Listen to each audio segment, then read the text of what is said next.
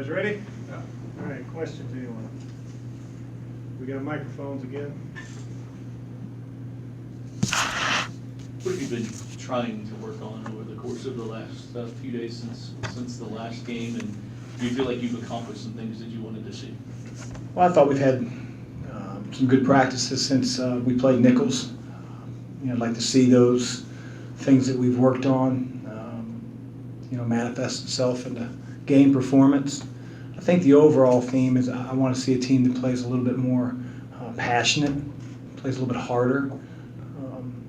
Again, I thought we've had 3 really spirited practices leading up until tomorrow night, but the game hasn't been played yet, so we're going to have to be that team that we're searching for, to play hard on every single possession, to be as locked in, on the last play as we are in the first, and we'll find out tomorrow night.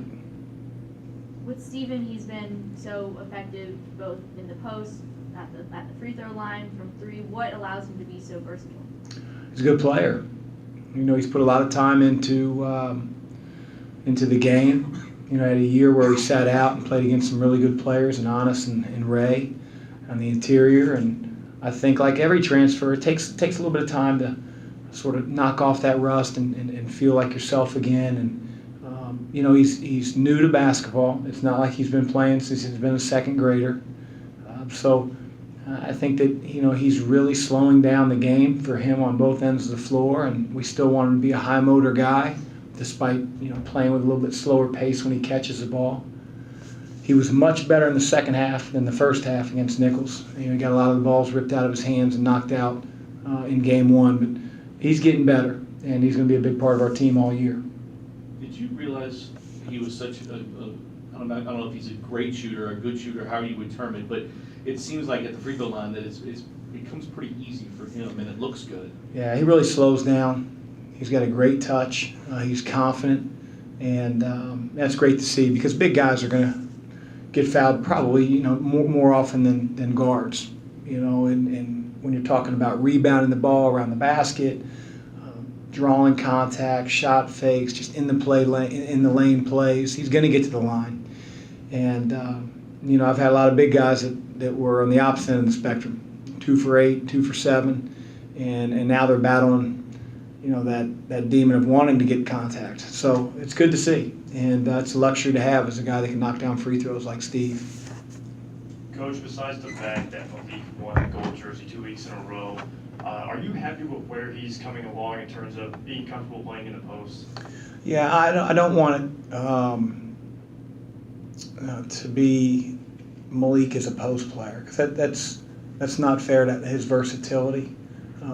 We've wanted from day one him to become better in that area, and that was something that he didn't even think about, I don't think, until we got here. And he has really worked hard to gain that confidence. But make no mistake, we're going to use him on the perimeter. We're going to stretch the defenses out because of his ability to shoot. But I don't want him to be such a one-trick pony that if he's missing outside shots, he's a useless player. And I think he's grown immensely since we've gotten here. Rebounding the ball, affecting shots at the rim, being able to post up, gaining confidence in that. And it's good to see, because our team needs that. What's the biggest thing you'd like to see after the games tomorrow and Thursday, obviously, for Mom, when you guys want to obviously get into teams against Tennessee? What are you looking to kind of gain from these next couple matchups? Improvement. I want us to be a harder playing team than we were against Nichols. I think there's some thought as to our guys are thinking a little bit, and we have a lot of pleasers on our team, guys that want to do the right thing. We don't have in any way, shape, or form guys that are fighting coaching, but this is a new experience for them. But the quicker we can make it comfortable and reactive, the better we'll be. But regardless of how much we're thinking, we need to play harder. We need to play with more fire, and we need to play with more energy. And that was disappointing. And I told our team that, and as we look to play games from here on out, I sure hope we're a lot harder playing than we were last Thursday night. Jordan said after the game that saw the message or got the message about playing hard in practice or competing all the time in practice. Have you seen a difference since last week? I have. I just think if you're a player, you got served a little bit of reality. And no disrespect to Nicholls State, because I thought their kids came in and played really hard. They didn't give up when they got down 14 points. But teams with experience and teams with maturity about them, 14 becomes 20. It doesn't become 5.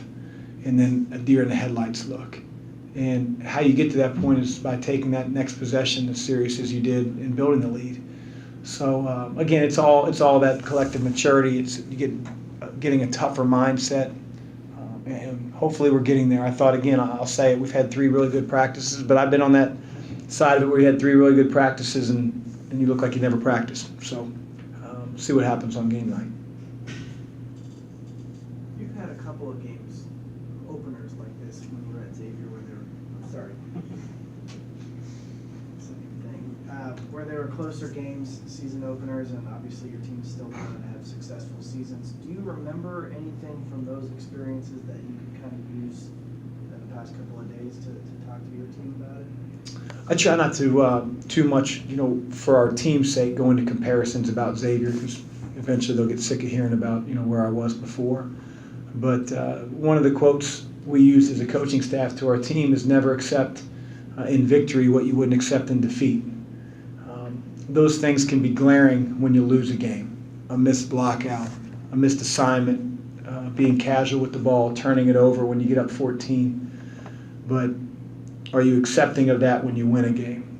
And the message from our coaching staff is we're not. But ultimately, our players have to have that same mindset as well. So again, we'll see.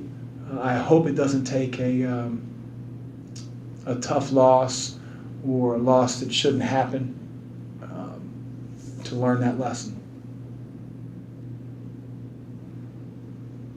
What have you seen or what do you expect from Southern? And do you know Sean? I do. Played him when we were at Xavier.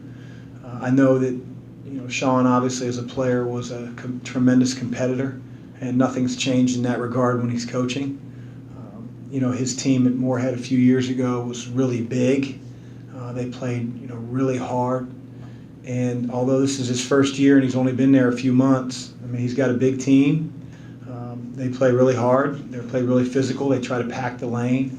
And, so you can see the type of stamp that he wants to have on any team that he coaches. So got a lot of respect for Sean. I know he went through some stuff at Moorhead State. And, like all of us, hopefully he learned from your experience and he's, given a second chance at coaching and makes the most of it at Southern. But, they got a lot of Division I transfers and, he's got a collection of talent very quickly. So we're going to have to be much better than we were last game. I was wondering if you could expand a little bit on what you said last week about how you kind of judge the golden jersey. Like, what stats do you look at first, or what do you do if one guy is maybe better in one area but some other guy wins in another area? Right. Well, it's all cumulative, Danielle. So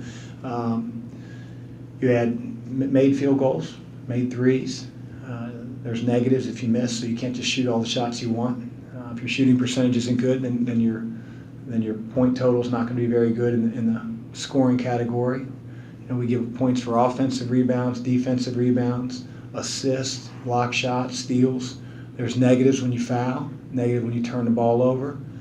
If we have a competitive segment where red's going against white and red wins, everybody gets a point on the winning team. And so you just add up all those statistics and you come up with one number. So it really doesn't matter. For instance, I don't expect Kristen Cunningham to get an offensive rebound. He has to get back. So Stephen Enoch should have a lot more points in that category. But at the same time, Stephen's not bringing the ball up and putting his players and teammates in a position to get shots. So CC hopefully is racking up more assists. And again, at the end of that practice week, generally goes Sunday through Saturday or Monday through Sunday. We add up the total, and whoever has the highest total wins the gold jersey for the week. And I think Stephen won it this past week. Coach, you brought up the word toughness a lot. How do you instill toughness in your team? Oh, wow, that's a very open-ended question.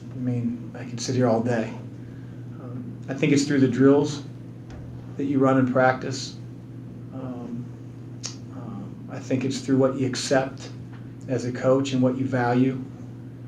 If you tell a guy that, hey, we really value when the shot goes up, you blocking out, and you take statistics at the end of the game after watching film, and a guy goes 1 for 11, and yet you start him, then you're sending a very conflicted message to that player.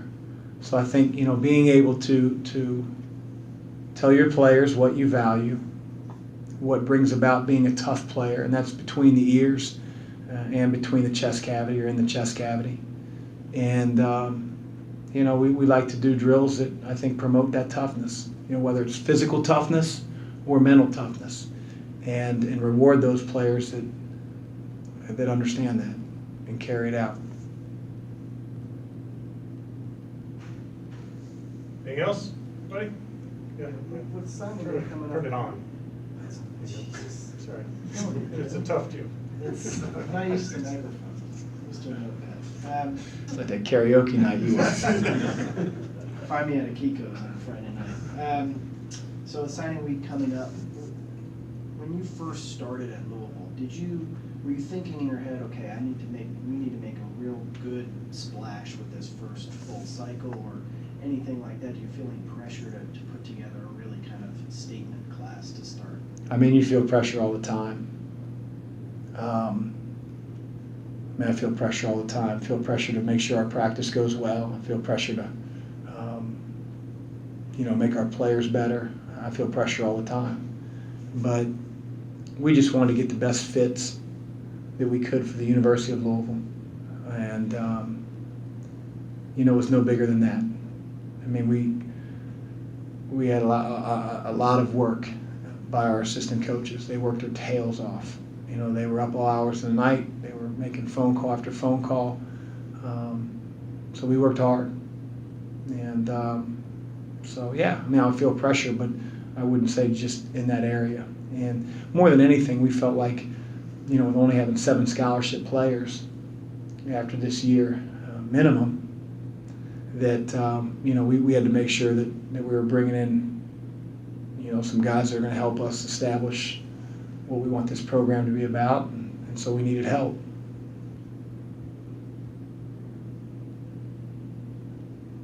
Anything else? Thank you. Thank you. Yep.